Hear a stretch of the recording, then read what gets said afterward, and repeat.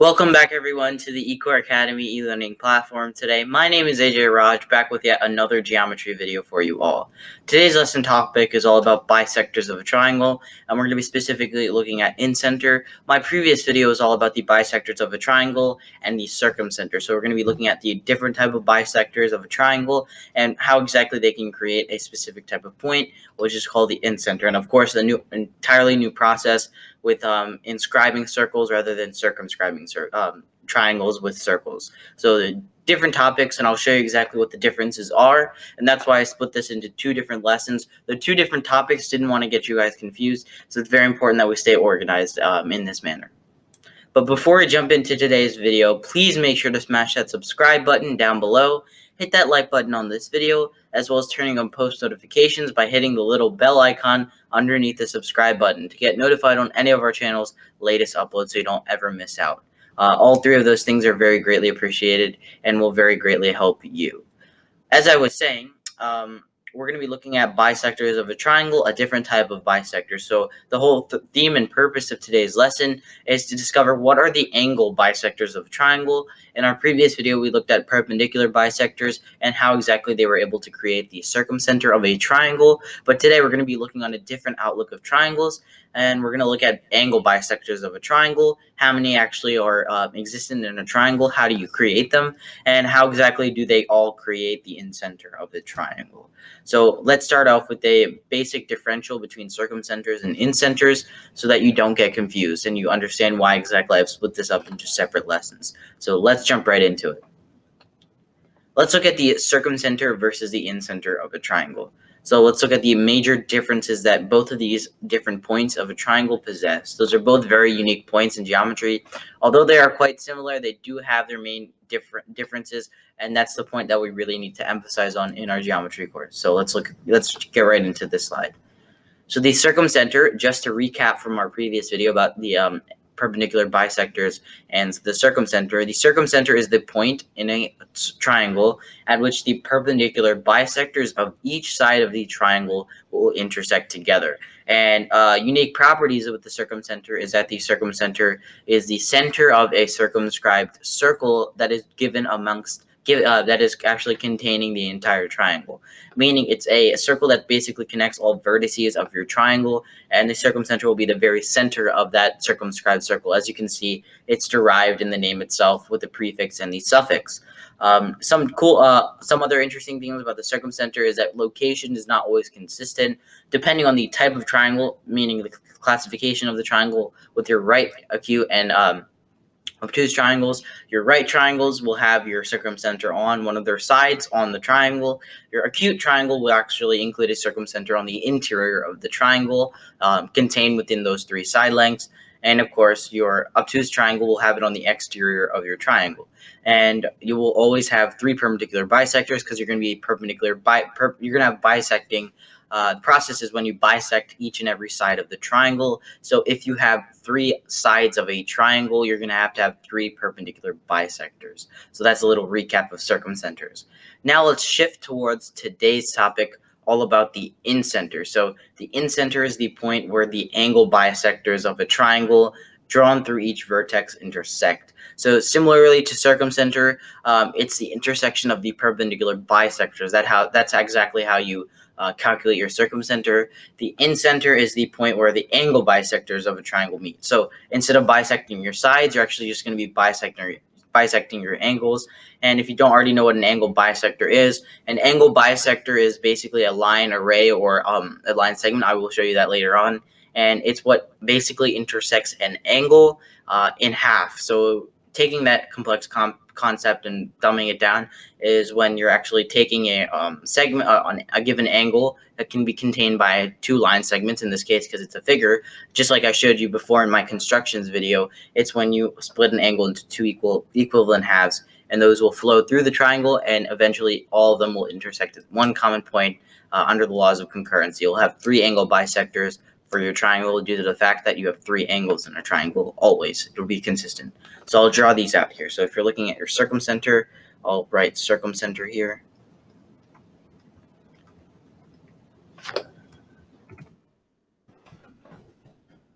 Circumcenter.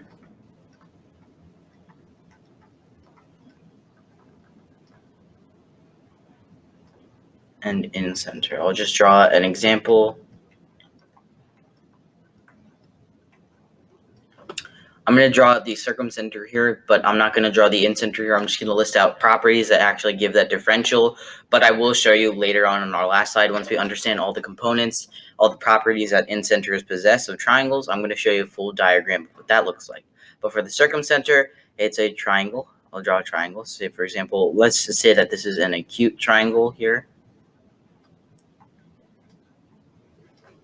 And with this acute triangle given, we're going to bisect each side of this triangle, of course, 90-degree angle intersections.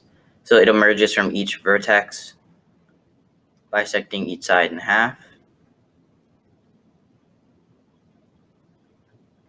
And as you can see, all three bisectors are found in the circumcenter. And then once that's complete, you're going to take your compass, connect all 3 points, 3 vertices, with 1 point at the center and 1 point at one of the vertices. You're going to connect all points of this triangle together in order to make a circumscribed circle of this given triangle.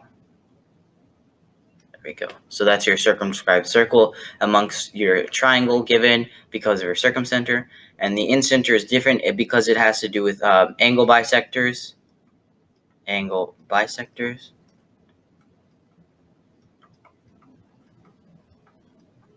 And also, it relates with inscribed circles. And I'll show you what that looks like. So inscription, it's going to be inscribed.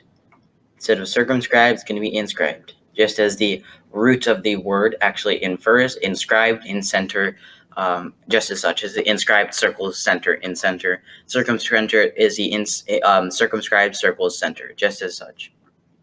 All right, let's move on to the angle bisectors and incenters. I'll give you basic concepts and information, and then, of course, we'll actually put that into use by looking at our step-by-step how to actually create an inscribed circle and utilizing the incenter of a triangle.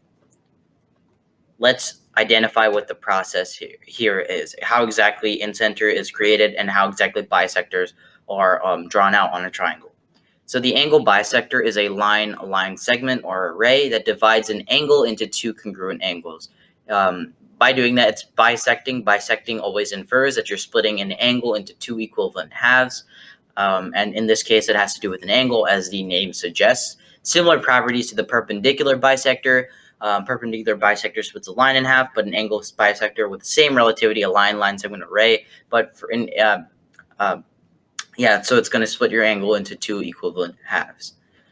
And the incenter is always located on the interior of a triangle. And like I said here, your incenter is the point where the angle bisectors of a triangle drawn through each vertex intersect. So it's the incenter is where all of the angle bisectors will intersect after they're actually drawn out. So I'll show you what that looks like right here.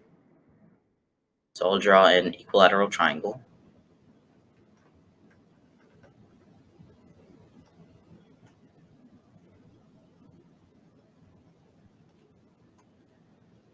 And in this equilateral triangle, I'll draw the angle measures here. What we're going to do is we're going to draw our angle bisectors here, trying to split these angles into half.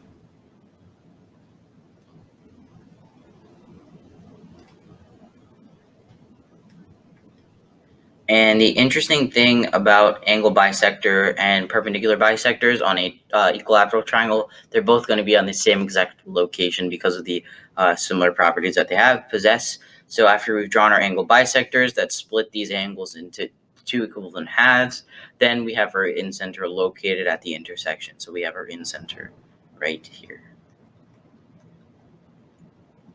And then again, these bisectors that we have here that actually split these angles can be either rays, line segments, or even lines in general. They do not have to follow the property of line segments that all figures follow, due to the fact that they're extra added lines, meaning they're possessive lines. They're not necessarily originally given. They're out carrying a task. So it does not necessarily have to be specifically a line segment. It can be a line segment, a line, or even an array. Now let's look at inscribing circles. So this is the main highlight event of today. Of this lesson. So we're gonna be looking at the Incenter and showing you. I'm gonna be showing you step by step how exactly you can execute this process given with the Incenter, and how exactly you can create an inscribed circle versus a circumscribed circle. So let's look at how to inscribe a circle within a triangle. So the shortest distance from the incenter to a side is when you create a perpendicular bisector with endpoints of the incenter. So you're going to take the incenter at the center of the circle. And something to know about the incenter here, like I said before, the incenter is always located on the interior of a triangle. That's very important to know. Unlike the circumcenter, it's always found in the interior, so that's easy to compute with.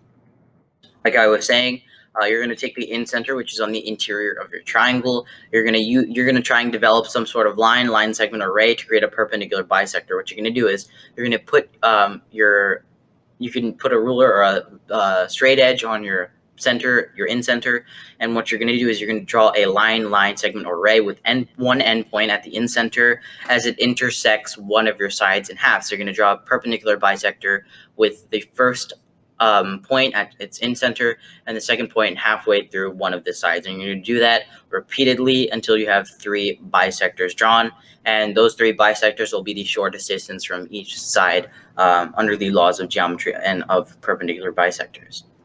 And after discovering the points located on the sides, the endpoint, basically the endpoint, one endpoint being the midpoint of your side, of all 3 sides of the triangle, you can connect these points with a compass to create your inscribed circle. So that's how you actually create your inscribed circle, and I'll draw that out for you in the next slide. So you're going to calculate those 3 points, the 3 centers, 3 midpoints of the interiors of your triangle, and you're going to use your midpoint as reference in order to do so. Put one point of your compass and on the actual incenter, draw your interior inscribed circle within the triangle, and the circle will have some specific properties in relation to the given triangle. And of course, your incenter will have to be equidistant from all points on that given inscribed circle. So let's look at inscribing part 2, and I'll show you what it actually looks like. So the definition of an inscribed circle is a circle inside a figure, and it touches exactly one point on each side of the figure. So it's the greatest possible area that a circle could be that fits inside a triangle. So it's basically a circle that's put inside a triangle, and you're trying to calculate what the largest possible area for that circle would be. And of course, your inscribed circle would be that largest possible area. And it touches exactly one point on each side of the figure, and those are the midpoints of your triangle in this specific lesson. So I'll draw this out here for you. And just keep in mind, the incenter is always going to be equidistant, just like the circumcenter is going to be equidistant to each point on the given circle and on the given inscribed circle. And also, the circumcenter is going to be a circle that basically wraps around the triangle, but the inscribed circle is going to be what's inside the triangle. And each one you're calculating for the greatest possible area. So I'll draw out this equilateral triangle here.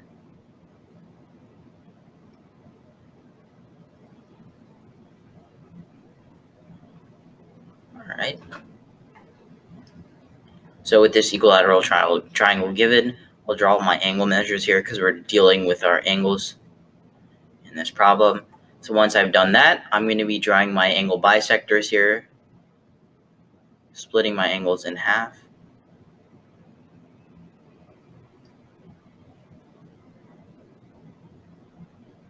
As they all intersect at the center of this equilateral triangle. Next thing that I'm going to do is I'm going to try and clear out my angle bisectors here. So that's in order to keep my whole entire screen organized. So once we've calculated the incenter, I'll erase all of my angle bisectors so that we've calculated the incenter, and that's all we need to deal with. And once we've done that, we're going to actually calculate the perpendicular bisectors. So we're going to find the midpoint of this line, assuming that's here, one endpoint at our incenter and one endpoint at the midpoint of one of our sides, and we're going to intersect that here, and that will have to form a 90-degree angle right there. And then we're going to do that for all of our sides. 90-degree angle. and 90-degree angle. So now that we've done that, we have all of our midpoints and we have all of our midpoints of our sides, and we're going to connect all those points in order to create our inscribed circle. And what we're going to do, and in order to do that, we're going to have to use a compass in order to create that perfect circle. And we're going to put the point of our compass, which is a stable point, stable side of our stable part of our compass, stable edge of our compass. And then we're going to put the pencil side, and we're going to draw around connecting all of these points. So once we put that here, we're going to draw around with our center at the center of this inscribed circle. And we're going to try and create this inscribed circle just as shown here. And that's going to be done with a compass in order to draw it out perfectly. And as you can tell, the incenter must be equidistant from all sides of this circle. And this inscribed circle will only touch on one side at 3 points, 1 point each on each side of this equilateral triangle and in any triangle in general. So that's how you inscribing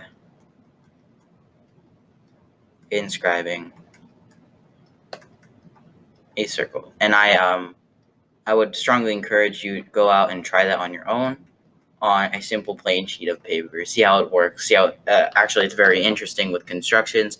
And you utilize the very same steps that I did and prove what I did as correct. It's always important to prove everything that you do and give it reasoning in geometry.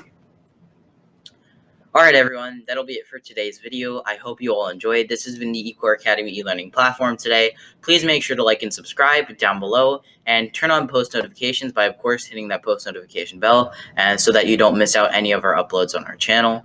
Visit our website at www.ecoreacademy.org to get full unlocked access to what we actually offer as an online educational platform. We have full unlocked access to, of course, all of our videos organized into course studies, different accesses, events, and with each and every video, they're organized into separate lessons that have progress checks that tracks your progress throughout the entire course, gives you feedback on what you need to work on. We also give you integrated worksheets, note sheets, and quizzes that go along with each and every single lesson, a little bonus for you all. And of course, we have all of our contact information there. But if you haven't already checked our website out, please make sure to do so. You can make an account for free. Our email is always open at eCoreAcademy@gmail.com if you want any further information on what we offer as a platform, or if you just want to reach out or have any questions on any of our lessons. And finally, please check all of our socials in the description box below. At Facebook, Twitter, and Instagram, we have our links there. So please check us to follow out there, see what kind of interesting content we have there aside from all of our other YouTube and website programs. And of course, use our mediums to share our videos to those who might need help with certain topics or those who might find it interesting. Once again, everyone, I hope you all enjoyed. This has been AJay Raj, and I will see you all in the next one. Peace.